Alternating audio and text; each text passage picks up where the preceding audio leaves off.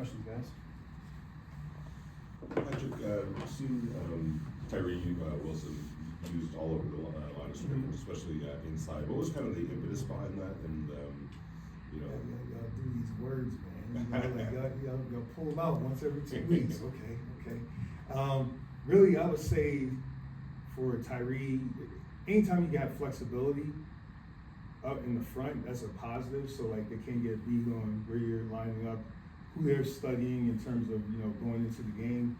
And I think the thing for Tyree, because of his skill set in terms of one, his physical makeup, he has length, he's a strong player, he's strong, can play with good leverage. It allows for us to move him around and maybe take advantage of his quickness, his length on certain guys. So that's always a positive. And like I've said before, I think it's always good with those young edge rushers. Again, not every case, but I think in a lot of cases that I've been involved with, it's always good to move them down there early so they understand how to use their hands, and then it's just going to transfer to them being better players on the outside. Coach, a couple of days ago, Antonio Cruz was talking about Malcolm Kuntz and said that you guys have kind of had to adapt how you coach the player, more so kind of adapting the player, what you guys do. What's been the overall structure of kind of how that's looked from developing Malcolm Kuntz? Well, I can't speak for AP, but I can take you through what I think happened with Malcolm. Malcolm, skilled player in terms of speed, quickness, the ability to bend, plays with his hands, and just the consistency of it showing up. And where did it start? It started in practice. I mean, you can ask everybody on defense to a man. I probably pointed out, myself, Robbie, Matt, AP, we've pointed out how he's been practicing this whole year. And I'll say, especially over the last 6 weeks, it's been impressive. I stopped watching the tape one time and just like for dramatic effect, I guess. And we had gone 20 plays, and I said, Malcolm's done everything exactly how we wanted to do this whole practice. And I made sure the next day when we got with the players, I made sure I told them that. I said, that's why he's getting better. So again, how we adapt to it, it's our job to put them in the right spots and make sure we're good, teaching them the right things. But I think just what Malcolm's done, again, I never want to give us too much credit. It's him making the decision, practice the right way, get better to improve, put in the necessary work, and it's just, that's what it comes down to in professional football. Guys making the decision to improve, and then me trying to stay out of the way and not mess him up. And I couldn't be more proud of that guy in terms of, I still remember the Zoom call I had with him when he was coming out of college, when he was at Buffalo. I liked him then, I like him now. Great player. He's just improving every day in the start of the practice. So it's not just coach speak when we say that. You probably could ask him that, but I don't want to speak for him.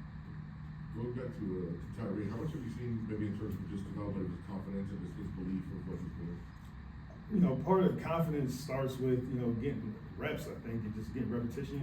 We talk about all the time, self-confidence over self-esteem. Self-esteem a lot of times is the talk.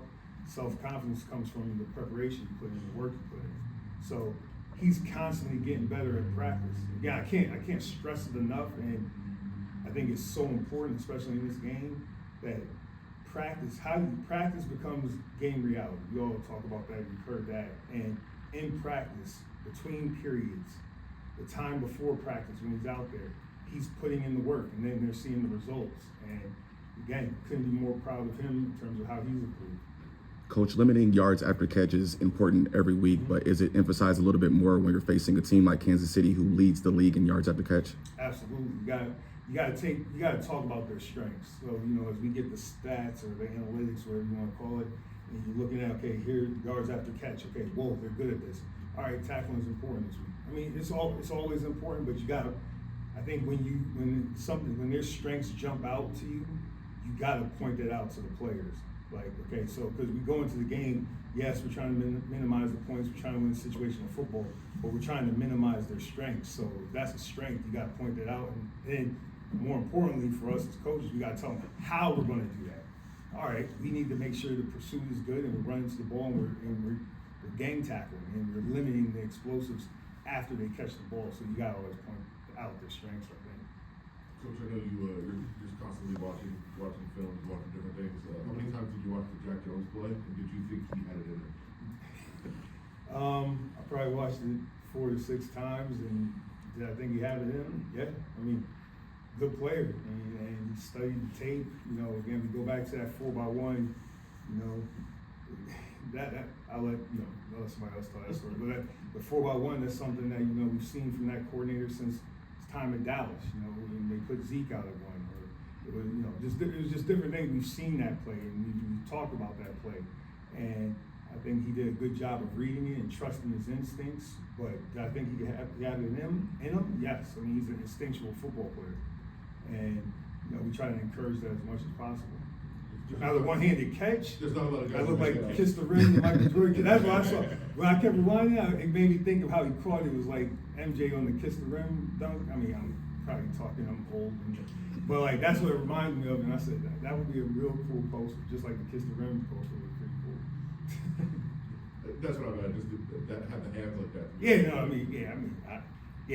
he could do it. Anything else?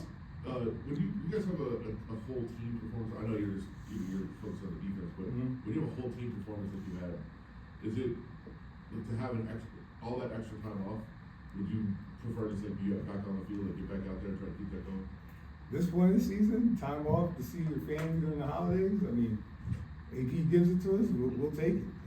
And my babies, they appreciate it. So, got a few extra hugs, a few extra kisses and stuff from the kiddos and the wife. So, I mean, I'm not gonna complain about that. We'll get to work in. What is the preferred Christmas movie? I feel like you're just My preferred constantly Christmas just movie? watching football. I love Christmas. Told you, I'm not big into the holidays during football season. Christmas, I get down for Christmas. My favorite, the one I watch the most this Christmas, it has like Regina King,